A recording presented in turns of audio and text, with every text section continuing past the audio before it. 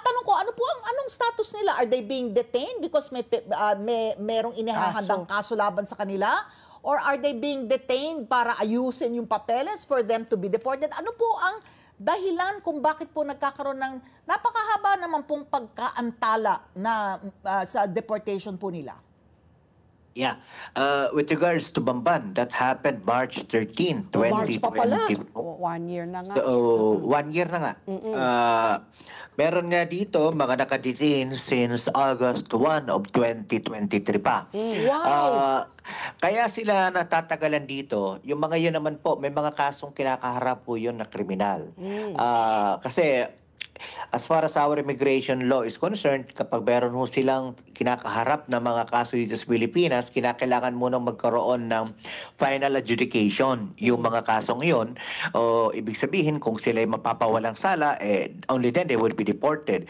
Kung sila naman po ay would be found guilty, sila po ay they have to serve their sentence in the Philippines in the meantime. So, yun ang kadalasang dahilan kung bakit may mga nagtatagal. Now, with regards to the other deportees na nandito po, we have to go through 2 processes po kasi. The first process is they need to, the arresting unit, the PAOK or the CIDG for that matter, would have to obtain an NBI clearance. No?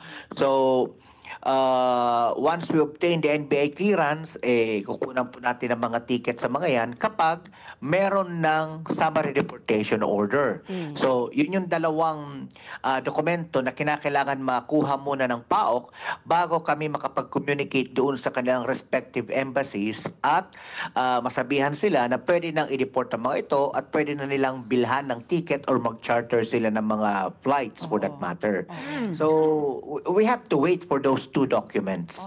Okay. NBI clearance, now wala silang pending na kaso? Oo. No, Yes. Hindi nangyayaring repatriation. It's not as if we can ask the Chinese embassy To get them. to repatriate yung kanilang foreign nationals, yung Chinese nationals na nandito, because nga, if they were here on parang gambling, no? At saka scamming, ano po ang status? Is the Chinese embassy cooperating and repatriating their nationals? Very much. In fact, as of 2024, if I'm not mistaken, around, 2023, they have already been paying for the flight costs of their repatriated nationals.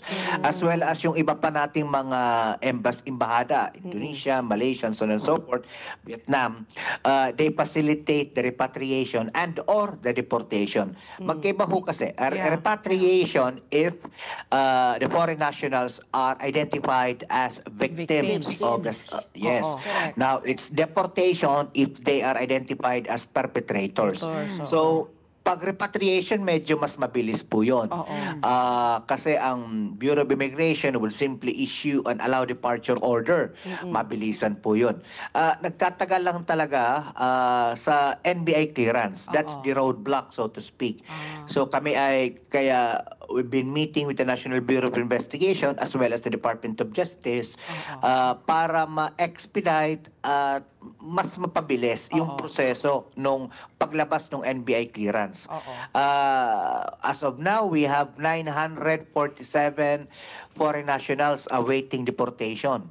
So, and or repatriation. Yung mga na-deport pa lang, na-repatriate last week, up until last week, less than 50 pa lang po yun. No? Wow. So, it's really the NBI clearance that's causing the roadblock. Bakit po? Bakit po nagtatagal? Bakit po nagtatagal sa NBI po?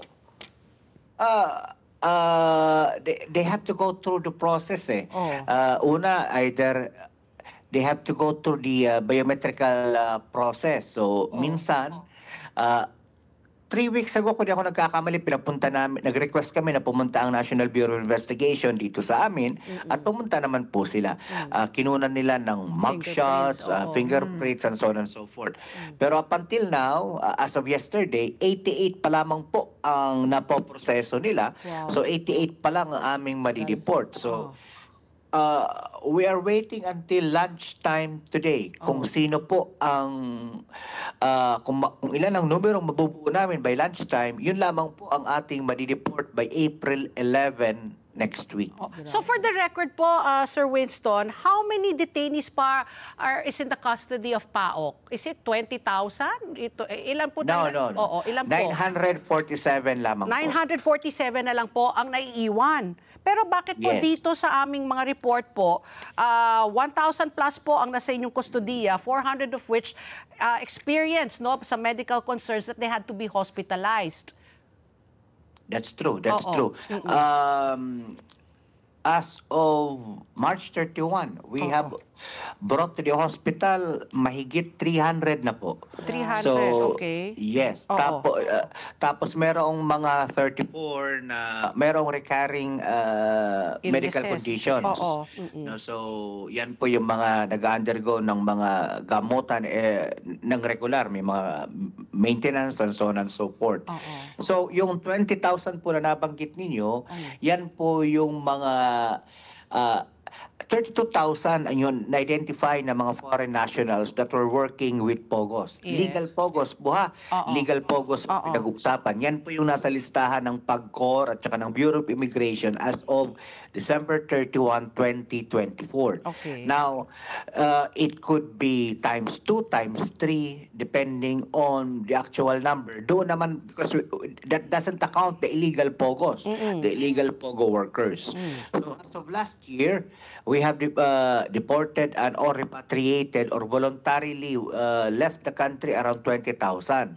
So, technically, nabanggit ng Bureau of Immigration sa isang pagdinig na sa kanilang datos, may mga 11,000 plus pa na mga foreign nationals dito sa Pilipinas. Oo. So, we have caught more than 1,000, 1,100. Immigration has caught 400 plus last January sa Rairan. So thereabouts, we could 1,500 less doon sa 11,000 na natitira. So we So, still yung have natitira, a difference gagala-gala. of 9,000 plus. Oh. So, unaccounted for po yung, Yung 9,000 9,000. plus. Gagala-gala, hindi po natin alam Ito saan yung mga nag-splinter group na sila.